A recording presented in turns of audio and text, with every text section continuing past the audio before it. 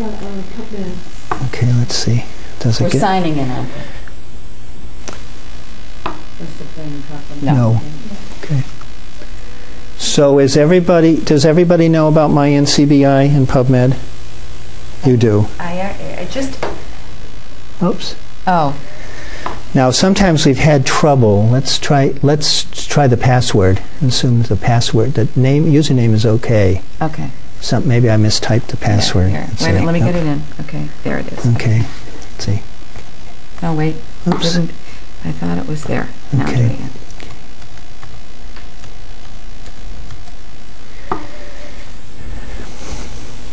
And go in.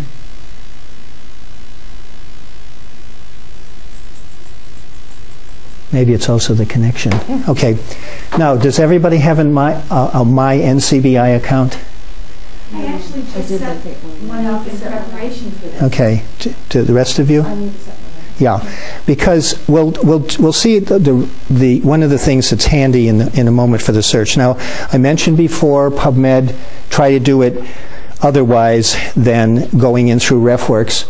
Over here, we won't go into them, but the PubMed FAQs, they're good. The tutorials are good. There's one probably for my NCBI. So I've been running a search for a while that has to do with psych nursing, and on March 5th at 6:30 a.m. Saturday, my weekly search came through and said it did not retrieve any items. But I have something like 900 citations in my ill-fated project. Okay. I think in terms of time, we'll just quickly... Single citation matcher is something you can go in. I had thought some people were going to be in the room where I have used the single citation matcher. They had partial information. We went in. We got a reference. The person called me back and said, I don't have this reference. Went back in through single citation matcher.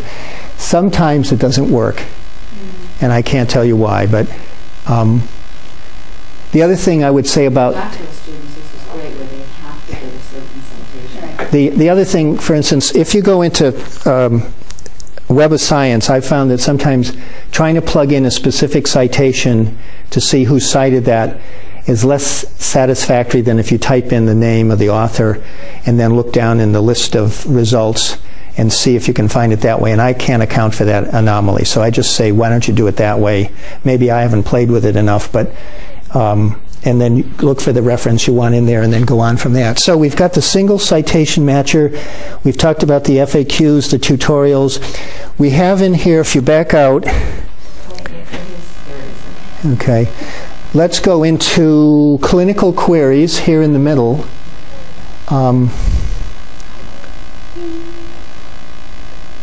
And it's just mostly, and that's something also for you to encourage your students. You can do clinical studies or systematic reviews. You see, you've got systematic reviews, meta-analysis, reviews of clinical trials, evidence-based medicine, and so forth. And so it's possible to do searches, systematic reviews, and that's a separate category you can also do in a general PubMed search when you set limits. So it's just mostly to flag that. And let's go back out and do the next one down, which is topic-specific queries. And I think that ties in with something somebody mentioned a moment ago. So if you go in there, I was working with somebody yesterday in the office who had a problem about a drug he was taking. And we went into topic-specific queries. If you scroll down, you can see there are various things in here. I would encourage you to come back and look at HSR stuff, or here's cancer topic searches, blah, blah, blah, more cancer subsets within. If you clicked on that and then you do a search in PubMed, it'll make that cancer subset limit for you. Down here, Medline Plus health topics. We went in there, looked up his drug. He did some general searching, but there's also the drug search in there. So that's a good thing to know about. And anyway, let's back out of here. So at least you have a sense that there's some other categories in here and limits and things that might be relevant to your work, and or as you're encouraging your students to do their work. What I would like to do very quickly, if you go up here, U.S. National Library of Medicine, click on that link because I want to go to what I call the backside of PubMed. And it's really just for you to know that it's there, but also we'll look at a couple of things with it. Okay, on this side, you've got here this health information again. That was where we just had Medline Plus. So if that's an easier way to encourage your students to go, but again, through the campus. But here in the middle column, and then you see you've got grants and funding, you've got training. 1, 2, 3, the fourth item down, health services, research, and public health. Let's just click on that link.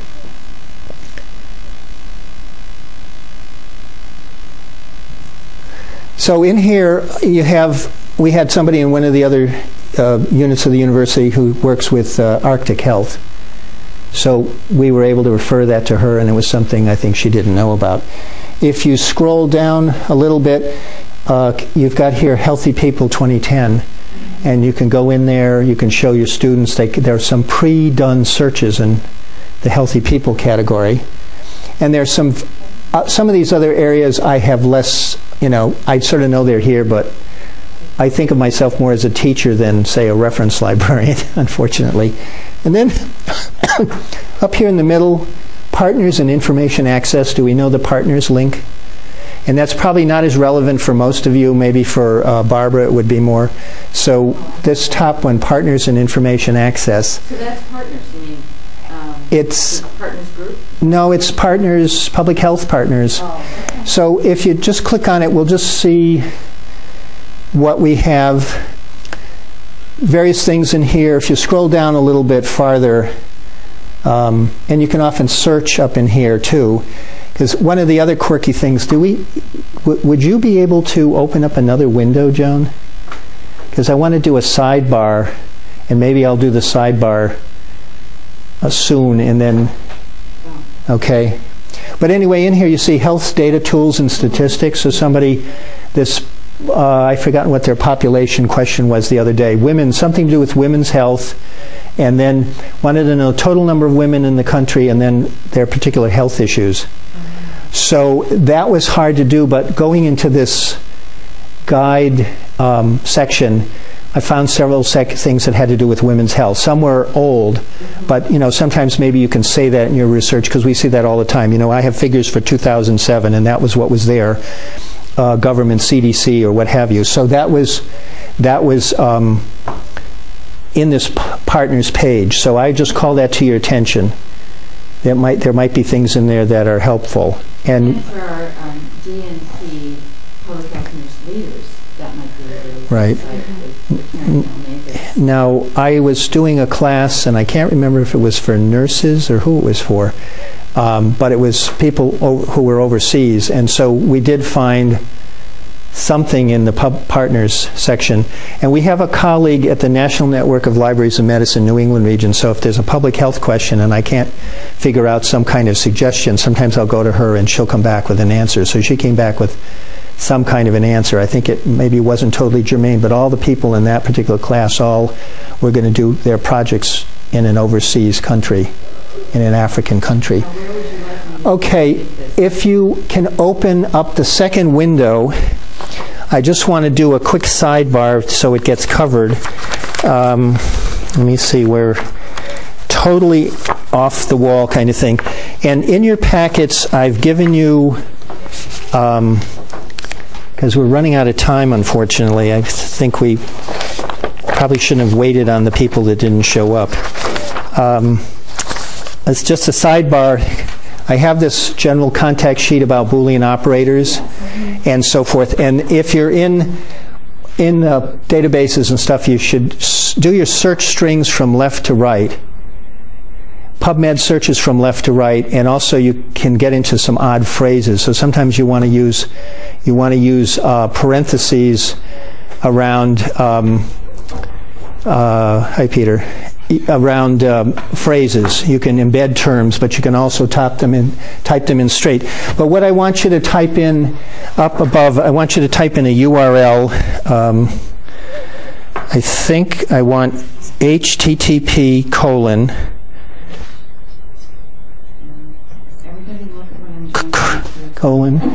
and 2 forward slashes, and then we want you to type in PUBMEDHH